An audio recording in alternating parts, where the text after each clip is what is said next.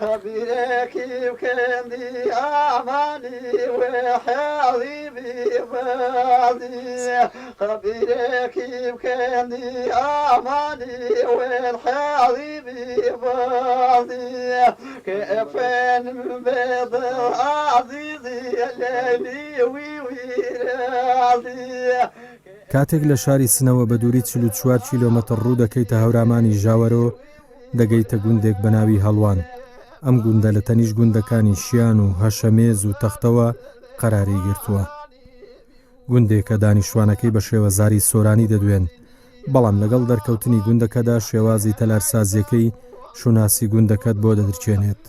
ئەم گوندە لە 110 خێزان پێکاتووە و 550 کەس دانیشتوانەکەیەتی. لەم وەرزەدا کە وەرزی هاوین و گەرمایە گوندەکە چۆڵ کراوە و بۆ ناو باخەکان کۆچیان کردووە. ڕۆژانە چەند کەسێک بە مەبەستی گواستنەوەی پێداویستی سەردانی ئاوایی دەکەن و دواتر دەگەڕێنەوە بۆ هەوار. وەڵا بەهار زوو دەستێکی تێتە هەوار ڕێگەمان دوورە ئێمە ئیمساڵ بۆ سەنگزەبە دەری چەند ڕۆژی هەر لێرە ئەم ناوگەلا خەریک ئەم باخ و ماخە بووگین دانیشتین ماشینمانیە وەڵا خوشتمانیە ئیتر ڕێگەمان دوورە هەر لێرە دانیشین ئیتر کار ناو باخ و شتاکەین باخەکەمان بڕیگە و کەندگمانەوە هەروایتر چەند ڕۆژێ دانیشتین بازم چوینە سۆ دەشتترمان دۆ خوارە و دوسێ هەفتە کارە نێچمانە بووگە ئیتر هاتینە هەوار لە ئەوەڵ بەهارە وەڵان لاوارە باوەڕ ناکەم ئایسە دە ماڵمان بێ گشتی هاتکە هەوارم کشتیان کاریانە دیتر سۆ حێوارە حێوان و ماڵیات و ئیتر تەپەتەم نانەوە بۆ دێ و لە دەشتەوە دانیشن لە باخ و ماخیان و بودەویدە کار خۆیانەکەن و کارەکە چێ ڕەحەترە بۆمانەوە من داوارە هالێنەوە درەوەکەم مەسەڵەن ئیترێوارە نایکوتم بڕۆمەوە بۆ هەڵوان لێرا تێمە خوارە و چای و نان و تفاق و کەوێڵ خۆش و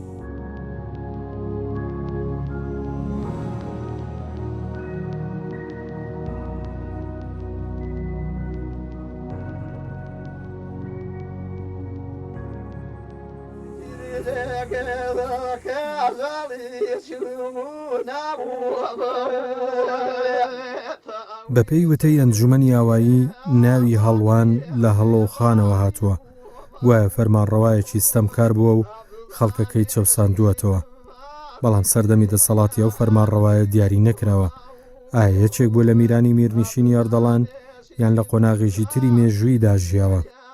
لەبارەی مێژووی دروستبوونی گوندەکەەوە هیچ شتێک لە بەردەست نییە تەنیا ئەوەندە هەیە لە چوارچێوەی مێژووی هەورامانی ژاوەرۆدا باس کراوە و پەنایان بۆ زیارەتی پیرەکانی یارسان بردووە بۆ دیاریکردنی قۆناغێک لە مێژووی گوندەکە یارسانەکان سەردەمێک لێرە ئاینداریان کردووە و کاروباری ئاینی و کۆمەڵایەتی ناوچەکەیان لاستۆ بووە بۆیە زەحمەتە بە وردی بەڵگەی نووسرا و لەبارەی مێژووی ئاواییەکەوە بەردەست بێت لەبەرەوە ناتوانین بە ڕۆشنی مێژووی ئاوەدانی و دروستبوونی ئەم گوندە دیاری بکەین ئاوای هەڵوان سەر بە ناوچەی ژاوەرەوە لە 44 کیلومتر شاری سنە قەراری لە 24 کیلومتر بەرکەزە بەخشە هەست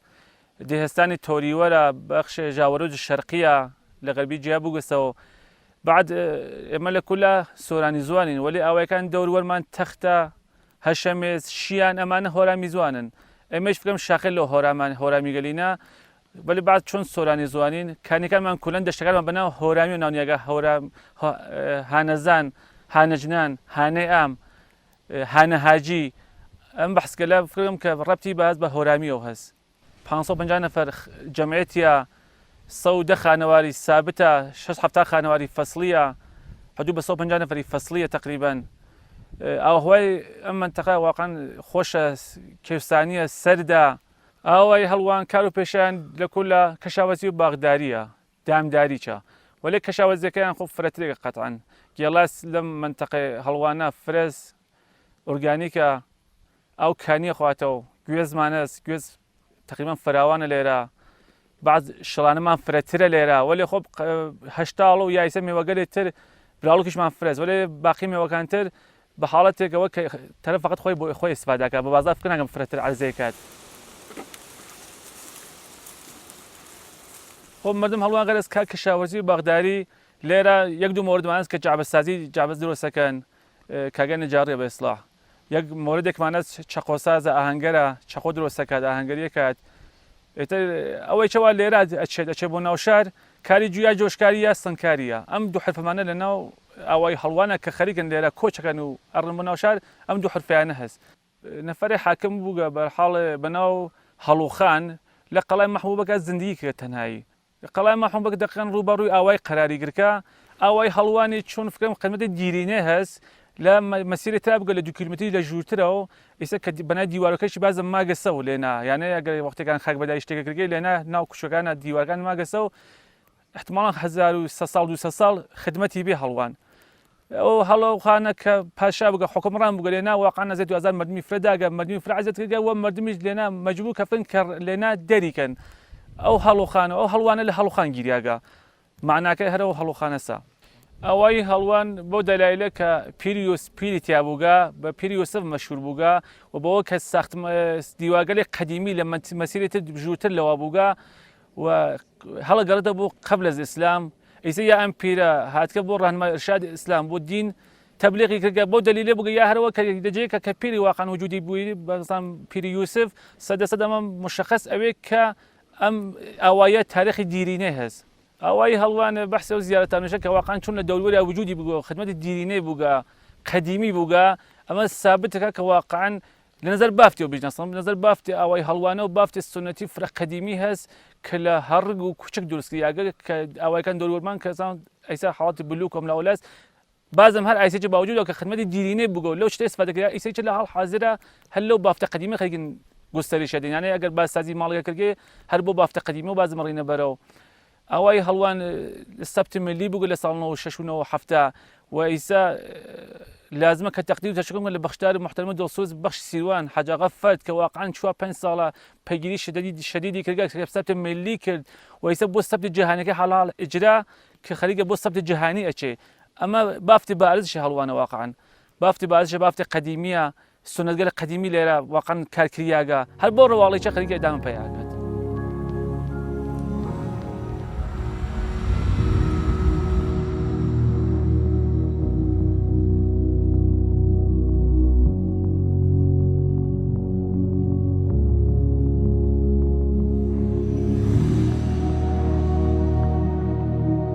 گوندنشینانی هەڵوان ژیانی ناو ئاواییان سڕ کردووە و لە ناو باخەکاندا چالاکی ئەنجام دەدەن.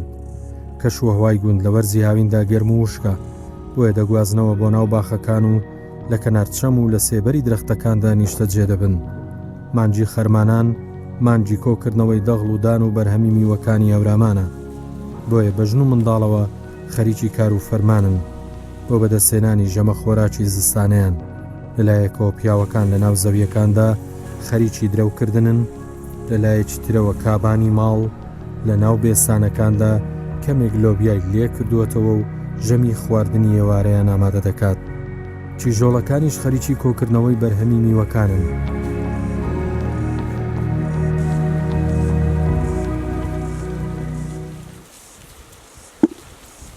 کەنیشکە لە ئاوای هەڵوانە کار بە خصوصی گیانیە مامەڵەن کار کشاوەرزی ئەنجام بدەن قاڵی بافیشتەیش ئەنجام بدەن قاڵی دروستەکەن وەلێ فرەتر کار کشاوەرزی ئەنجام بدەن کۆمەک خانەوادەکانیانەکەن براڵ و ئەڕنین و فەرەنگیمان هەست گێڵاس ئەڕنین تەحسیڵیشمان تا ڕاهنماییمان هەست ئیتر لەوە دوا بەبات نیەسمان. وەڵا گشتی هەر سەرسەب هەڵەسن گشتیان بە یەکۆ لە خەڵ هەڵەسن و کۆمەکەکەن و کۆمەک براکەن شویان بێ کۆمەک شوێگانیانەکەن کولەن شان بەشان گشتیان کارەکەن. ئایسە فەسڵ معموڵەن براڵووکە و گێڵاسە گێڵاس تەواو بوو ئایسە نۆبەت براڵووکە و شڵانەی شە شڵانە کشاوەرزی هەست کوردیمان هەست کوتیەکەین. وەڵام من تا دیپلۆم دەرسم خوێنگە ئیتر بە خاتر شەرایەت نەمتوانی بڕمە دانشگا ئیتر ئایسە فعلەن هەر خەریکا کشاوەرزی. وەڵا لە ئاوایی ما گشتی کارەکە کارمان سەختە هەر گشتمان وەک یەک کارەکەین ئەوە نەوێ بژم بێ کارمانتیابی گشتی کارەکە. وڵا ئەوەڵ تینە هەوار ئیتر کەم بنیان بژارتووە فەرەنگی و ناو باخوشتە تەمیسەکە لە ئالف و ماڵفەکە هەرە بەرەوە ئەوڕێ بەخاترەمە پلوپوشمان پیانێ ناویا و بەشۆنەوە تووەگەی خەریک توین و گێلاز لەخوا بەزیابێ ئیمساڵ خۆی لاوانگەسە و بڵاڵ و وەڵا گوێزی سەر و پۆرتێ هەز هەروای تر هەرچشتە بووگە ئیمساڵ لەخوا بەزیابی وەڵا هەزەوە نۆکمانە زەوە گەنممانە جۆمان بووگە لەخوا بەزیابێ هەنگورمانەست تەقیاگە بە ملیە هەنگوری ئیمساڵ خۆی لاوانگەسە و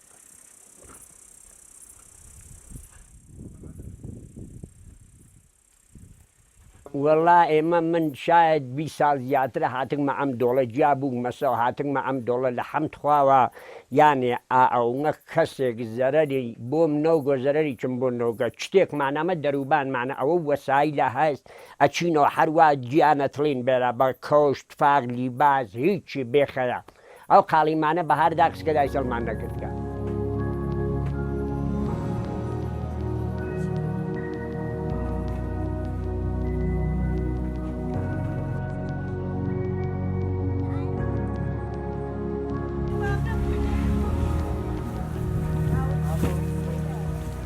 کەنیشکەکان هەن ژنەکە هەن کوڕەکان ئەمەدریش بن تێنەوە هەمیشە کۆمەک مەکەن وەڵا هەن خۆی میتر وردەویدە کارەکەمەوە چەند ڕۆژێکە خۆم درەوەکەم تەنیا خۆم بووگەم مناڵە ئەم کەنیگەلا ئیتر نەمبرگ وەلی ئیمڕۆ برنم بجۆڕنین خوڵێکم دالیان ئەرێ وەڵا لەبەر ئینقلابە هەمیشە مەردم گشتی لە هەوارە بوو لە ئینقلابە مەردمی تر چیەوە بووە پۆلە پۆلە بووە ئیتر چەند وەختێ نەهاتینە هەوار چەند وەختێ نەهاتینە هەوار ئیتر جاران قەدیمیچ هەر لە هەوارە بووگە نە کەوێڵیان بووگە نە دەشووری بووگە نە چراتۆڕی بووگە نە برق بووگە چراموشینێکیان بووگە و دانەی لامپە ئێوارە بە ڕۆشنە پیاوی وەک بر مناڵەکانی نانی خواردگە و بە ناو کەپرە یەواشەکان دەخەفکن داسۆ ئەوە کار و کاسبیان بووگە ئەرێ وەڵڵا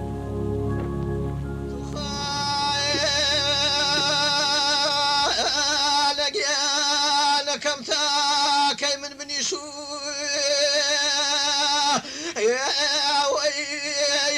شنو بلي يا ابو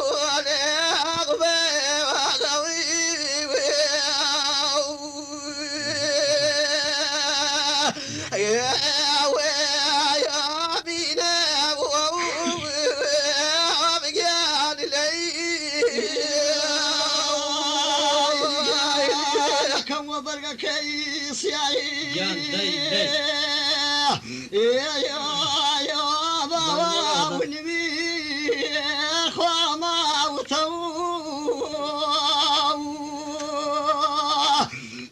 دانیشتوانی هەڵوان جگەلەوەی ژیانێکی زەحمەت و پڕلەماندوو بوون دەگوزارێنن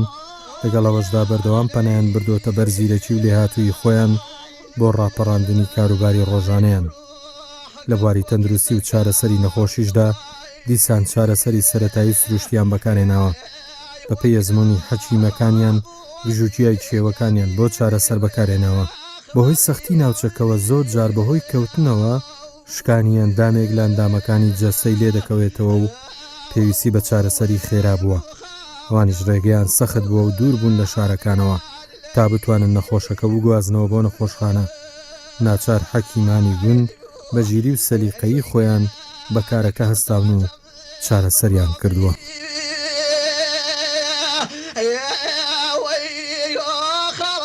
لێ کاڕەکەمان پایشکیا وتمان بیوێن بۆ فڵانە جەڕابێتەوە پیاکەوتی سەری بۆڕن وتم من خۆمێ گرمە و گرتمە و یەواشە فێر بووم و ئامە 30 ساڵ 35 ساڵە ئەمە تر شغڵنا کەسێکی شکسە و گرتەوە بۆی ئەگەر متەوەجی بوو نێبرن مەقسوود ئازابی کوتنی تۆ بیکاتەوە کاری پێ بکە ناگرسێتەوە وەلی کەسێ متەوەجی بوو ئیتر ئەگرسێتەوە خۆشەوێتەوە حیواناتی جەگرمەوە پایشکیاوێ بلا تەجبی هەر کوێنێکی شکیاوی ئەیگرمەوە بەشەری بنیامی مناڵ بوو گەورە بوو هەتا بێ باڕەکێشانی بوو ئەمانە بوو گشتیان نەگرمەوە لە ڕزای خواوە خۆشەونەوە بە ئاو گەرم ماڵی جا ئەو ئانە حیواناداشی کامی لێ بگری وەلی ئەم بنیام گەلە بەرگە کام ناگرن بنیام دەسی ئارد و هیلکەی لێگرن جا لەو دووە ئەگەر نەچوە جێگە و ناڕەخەت بوو بلا تەجبی ئارنەوە کە چرمگە و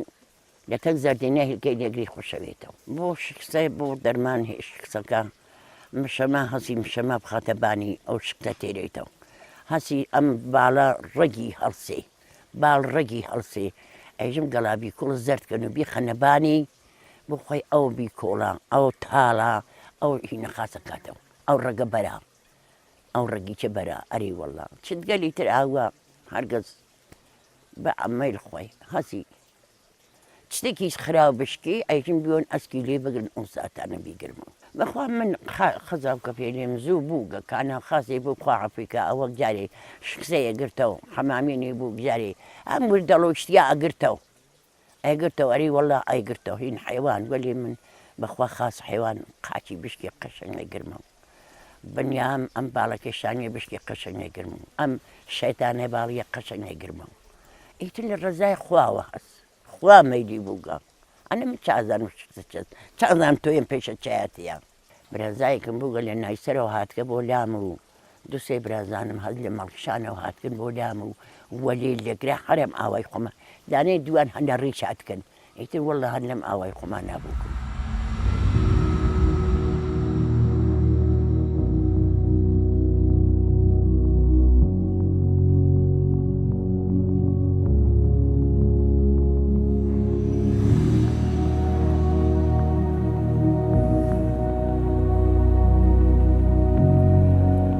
هونەر بەهرەیەکی خۆرسکە و لە ناو زیهن و دەرونی مرۆڤدا خۆی حەشارداوە و لە ڕێگەی بەگەرخستنی تواناکانەوە لە شێوەیەکدا دەرکەوت دەکات چەندە ڕاهێنان لەسەر تواناکان بکرێت ئەوەندەش بارەی هونەری دێتە ناو جیهانی مرۆییەوە زۆرنە و بەهرەمەندانی لە ناو جوگرافیایەکی بچووکدا دنیایەکی فراوانی هونەریان چێ کردووە و بوونی خۆیان لە ناو هونەرەکەیاندا بەرجەستە کردووە هاونیشتیمانیەکی گوندی هەڵوان حکایەتێکی هونەری فەرامۆشکراوە و لە ناو سروشتە جوانەکەی یاواییدا نەقاشی دەکات بازمون و سەلیقە هونەری یەکەیەوە وێنە حەشاردراوەکانی ناخی خۆی دەخاتە سەر تابلۆیەک و پێشکەشی نیشتیمانی دەکات ئەو هەرچەندە کەسێکی نەخوێندەوارە و لە هیچ بە مانگایەکی هونەریدا نەیخوێندووە بە پێنووسەکەی دەستی ڕێگە بۆ لەدایکبوونی ئەو وێنانە خۆش دەکات لە ناو هەست و بیرکردنەوەکانیدا مەڵاسیان گرتووە نەقاشیەکەم نەقاشیچم لە مناڵیەوە من هەر عێلاقەم پێ بووگە و شروعم کردگا تایسا کەم کەم مەسەڵەن خۆم بۆ خۆم کارم کردگا ئوستادێکم نەوگە لای کەسێ نەچووبم خۆم بۆ خۆم کارم کردگە و بە عێلاقای خۆم کارم کردگا چون عێلاقەم پێ هەست گەرەکم نی هەر تەرکی بەم و بۆ خۆیچم کارەکەم چون هەمیشە وەگەزانم هەم لە ناو تەبیعەتێ خۆشێکەوە ئیتر هەم بۆ تاقەت خۆم هەم بۆ کەسگەلێ تریش ببینێن هەر خۆشحاڵن پێ حەزی پێکەن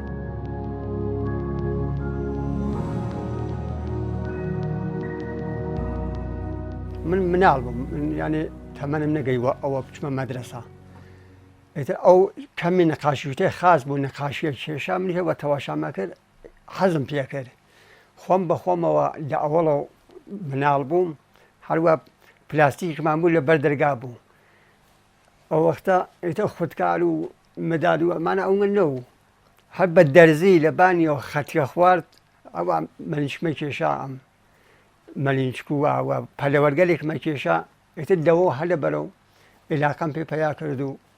زانیم ئێستا دادم خاسەر وێڵم نەکرد خۆم بۆ خۆیشم کارەکەم بۆ پوڵ و ئەمانە ئەو نەکارم نەکردگە بە خاترەوە مەسەڵەن بۆ تاقەت خۆم و حەزی پێکەم خۆم کارێکم سێدە منزەرە و شتای کێشم فرەتر ئەم منزەرەگە لە مەسەڵەن خەست پێکەم و ئەوانە گیاندار ئەوە ناکێشم لەبەوە تەسویر و شتێک ئەزانم کێشم وەلێ فرەترە حەز بە تەبیعەتەکەم من لە قەڵەم و ئەو وەختە پارچەی متقاڵ بۆ بوومەکەی هەر خۆیشم کولێنگشتیان دروستەکەم فقط کێوەکەی ئەوم لە لای نەجارێکەوە دایان تێرم دروست یەکەم ئیتر خۆم تێمەیان چەسنم بە یەکەوە و ئەو وەختە متقاڵەکەی ئەگرم بە خاڵەت بووم دروست یەکەم و لەبانەوە کارەکەم ئیتر قەڵەم بووی ئستفاداکەم و لە قەڵەمگە لێتر ئستفادە ناکەم ئەشێ ئەوەڵ عێلاقەت بێ بە کارەکەت ئەو وەختە تەمرینیشت بوێت ئیشە حتمەنە عێلاقەت پێ بێ ئەو وەختە ئێستادات خۆیش دیگەرەکە وەلی تەمرینات فرێگەرەکە تێشێ بزانی مەسەڵەن تەرکیب ڕەنگ و بۆ کارگەری بە نەقاشی تەرکی بڕەنگ و کولەن کولکارەکانی بێتە دەست ئەوە تەمرین کەیت کە بزانی چ ڕەنگی لە چ جێیەکە بەکارەوەیت و چۆن ئێسپادەی لێکەیت بە چه حاڵەتی ئێسپادەی کەم ڕەنگ پەر ڕەنگ مەسەڵەن ڕەنگەکان تەرکی بەی لە ڕەنگی چەندانە ڕەنگ درۆسەوی لە دوودانە ڕەنگ چەندانە ڕەنگ درۆسەوی کەسێ ئەگەر عێلاقی بە هەر کاری بێ هەر شتێ بووینێ لە ناو باخا بێت لە هەر شوێنێکا بێت ئەتانی شتێکی لێ هەگری بیاتە زێن خۆی بە وەختی ئێسپادەکات لەو کارە مەسەڵەن شتێ من ئەچمە ناو باخێک مێوەیەک زەریف ئەوینم یا درەختێک ئەوینم بە شکڵێک بێمە و لێرە ئیتر خۆم تەسویرەکەی کێشم جا من بەو جۆرێکە زەهنی کارەکەم لە ڕووی شتێک کار ناکەم ئایسر لە شوێنێکە منزەرەی بووینم بزانم منزەرەکە زەریفە و خۆشە ئەمە زێن خۆم بێمە و شتی وا دەرتێت